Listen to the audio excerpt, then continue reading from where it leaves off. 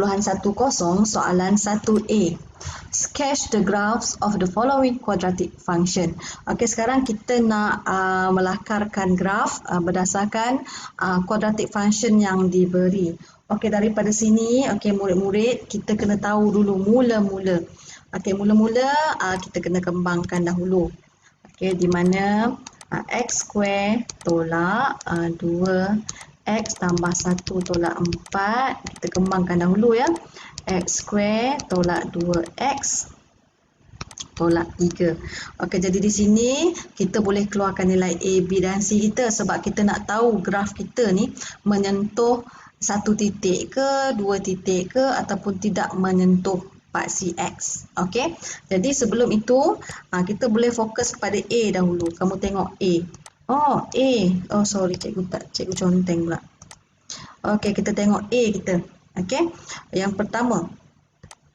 Okey, cikgu ambil ni lah. Okey, yang pertama. Kita tengok bentuk. Okey, bentuk kita. Okey, di mana A kita lebih besar daripada kosong, bermaksud bentuk kita senyum. Okey, biarkan dulu bentuk kita senyum. Okey, lepas tu yang kedua. Bila dah tahu bentuk tu senyum, kita nak tahu sama ada graf tu apakah jenis root dia, jenis punca dia, bersilang dua titik ke, satu titik ke ataupun tidak bersilang langsung. Jadi, kita jenis punca. Okey. Apa nak nampak ni jenis punca. Okey, jenis punca. Okey, jenis punca dia, okey macam biasa kita gunalah formula. Okey, pembeza layan B kuasa 2 tolak 4 AC. Jadi kita masukkanlah B kita negatif 2 kuasa 2 tolak 4, A kita 1, C kita negatif 3.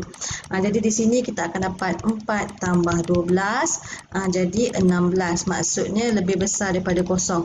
Oh, kalau lebih besar daripada kosong, okey, kalau lebih besar daripada kosong maksud menyentuh dua titik pada paksi X. Maksudnya mempunyai dua punca nyata yang berbeza.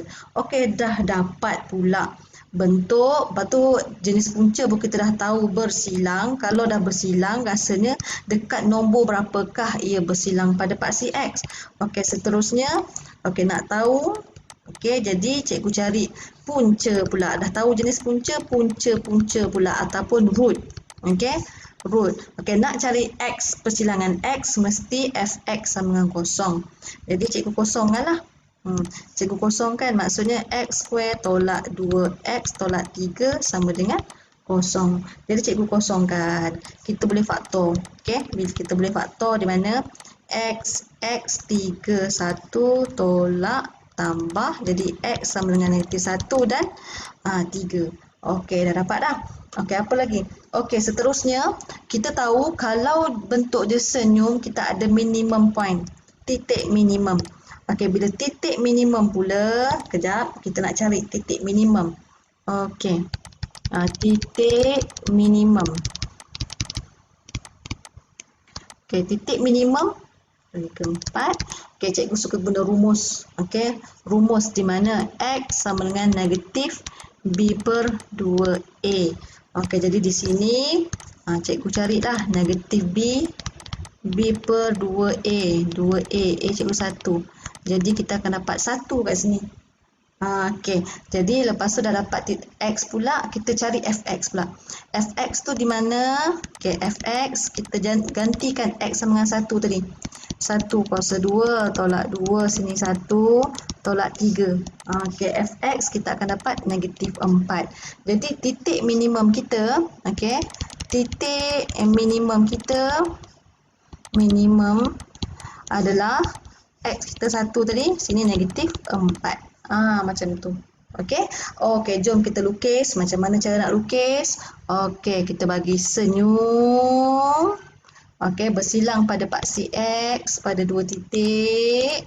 Okey, ada dua titik. Kita dapat X tadi negatif 1 dengan 3. Negatif 1 dan 3.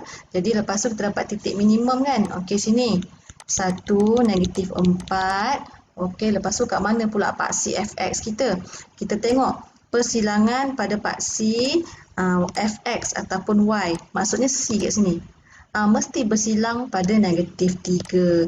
Jadi kita dapatlah buat kita punya graf paksi fx kita macam ni. Okey, ni fx kita.